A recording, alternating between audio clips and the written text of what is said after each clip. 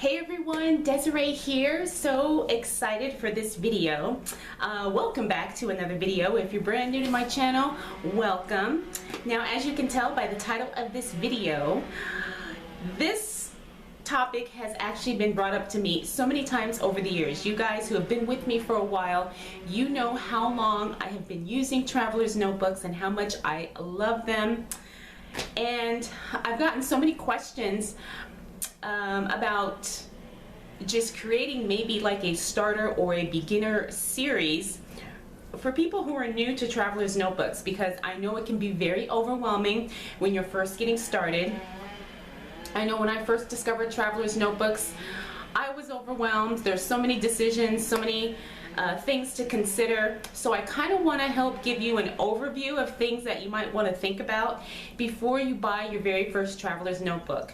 Now, I'm going to apologize because they're doing some yard work outside, so if you hear some buzzing or background noise, that's what it is. So let's go ahead and get started. I've got my handy dandy notes here. And and I've got my Starbucks.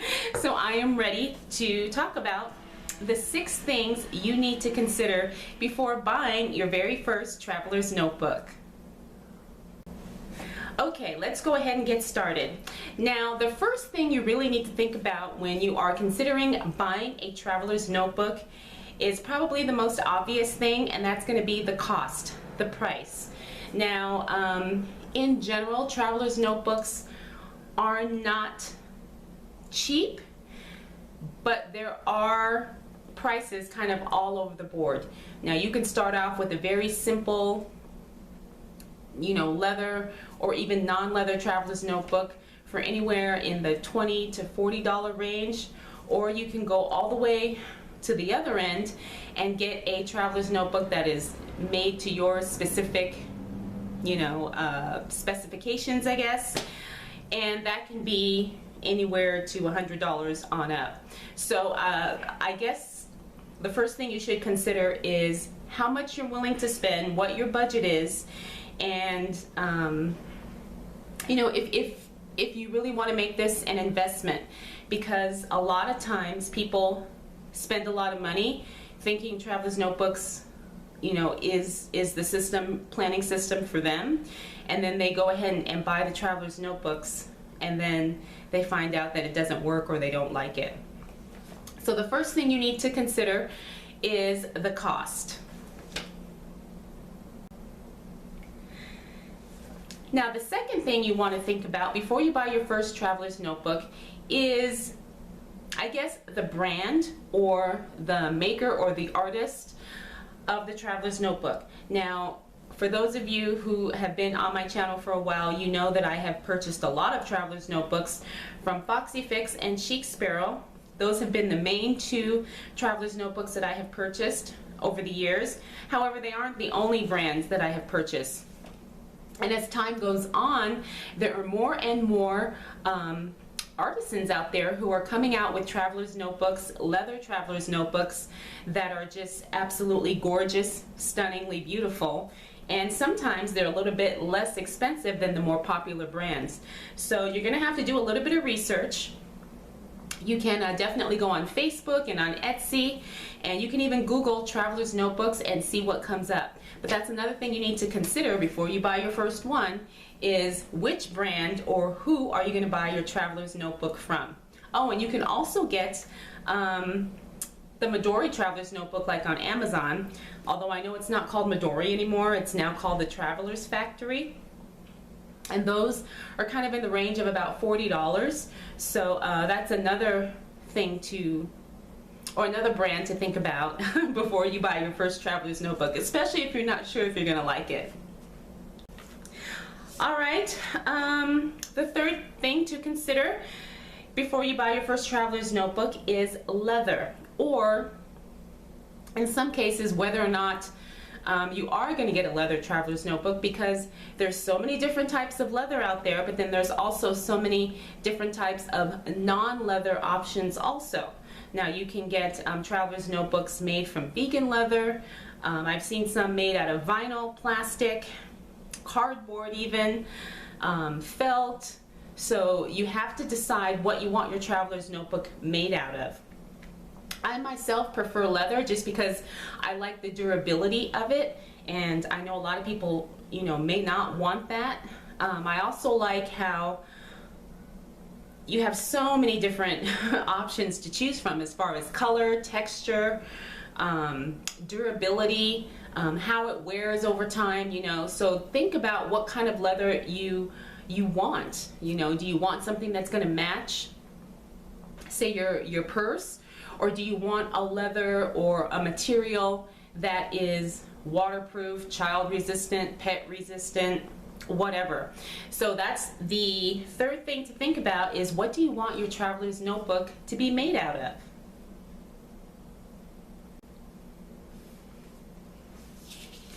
Okay, now we're getting into, I guess, the nitty-gritty or the details about traveler's notebooks, and we have to consider what size traveler's notebook we want, you know. And again, you're going to have to think about how you're going to use it, because one of the things you need to know is what's going to work for you. You know, I have used the standard size traveler's notebook for many, many years. However, earlier this year, I discovered the size B6, and now I'm loving that. And that is the size, my go-to size right now. I've also used a size A5, and I've also used like a field note pocket size traveler's notebook for like a wallet and different things. So you really need to think about what size traveler's notebook you want before you go on the site.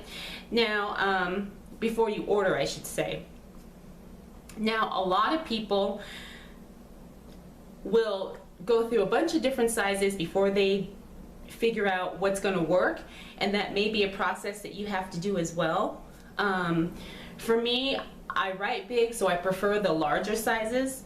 However, depending on how I'm using the notebook, I could work with a smaller size. Again, this is totally personal preference. You're probably going to have to do some trial and error, but the fourth thing to consider before buying your first traveler's notebook is what size notebook do you want? Okay, the fifth thing that we need to consider before buying our first traveler's notebook is kind of a combination of things. We need to decide what color notebook we want. Do we want pockets on that notebook? And do we want stitching on that notebook? These are all customization options that you're going to have to think about before you place your first order. Now, some people like the minimalistic, bare bones traveler's notebook that is literally just a piece of leather folded in half with some elastic strewn through it.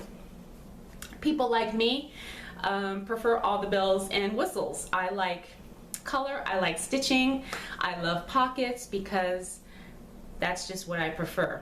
You know, or you can kind of do something in between where maybe you can get stitching but no pockets, or you can get a colored, you know, piece of leather or a colored traveler's notebook, but it doesn't have any stitching or any pockets.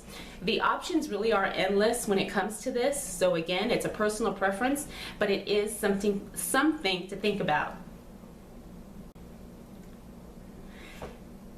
And finally, the last thing you need to consider before buying your first traveler's notebook is, how will you use your traveler's notebook? Is it going to be a planner? Is it going to be a journal? Are you going to use it for school, work? Are you going to carry it every single day, or is it going to stay at home? These are things that you need to think about, because once you figure out how you're going to use your traveler's notebook, that may help you make other decisions as far as size, what type of leather, that sort of thing. Excuse me, because once you know how you're going to use it, that will really help clarify other decisions in your head that you may be thinking about. So the sixth thing you need to consider before buying your first traveler's notebook is, how are you going to use it? Okay everyone, I hope this video was helpful. I hope that maybe this gave you some ideas. You know, if you're considering buying your very first traveler's notebook and you had no idea where to start or where to begin, or what to even, you know, think about when you are looking to buy one. I'll run over them really quickly again. The first thing you need to think about is the price. The second thing is the maker or the brand or the artist. The third thing is the type of leather or non-leather that you may want. Number 4 is size. What size traveler's notebook do you want? Number 5 is customization options. Color, pockets, stitching. And finally, number 6 is how are you going to use your traveler's notebook? If you have any questions about this, and if there's anything maybe I didn't cover that I can help with, feel free to throw any questions or comments down below and I'll make sure that I get back to you. And I can't think of anything else, but again, I hope this video was helpful. Welcome to the exciting, fun world of traveler's notebooks. If you are going to be diving in for the first time, I promise you that this can very quickly become an addiction. At least it has been for me. You're gonna have a lot of fun with traveler's notebooks. The options really are endless, and yeah, just have fun. You know, don't put too much pressure on yourself to get things right. Remember, it is a process and it will take time. All right, everyone, thank you so much for watching. I'll definitely see you in the next video. Bye.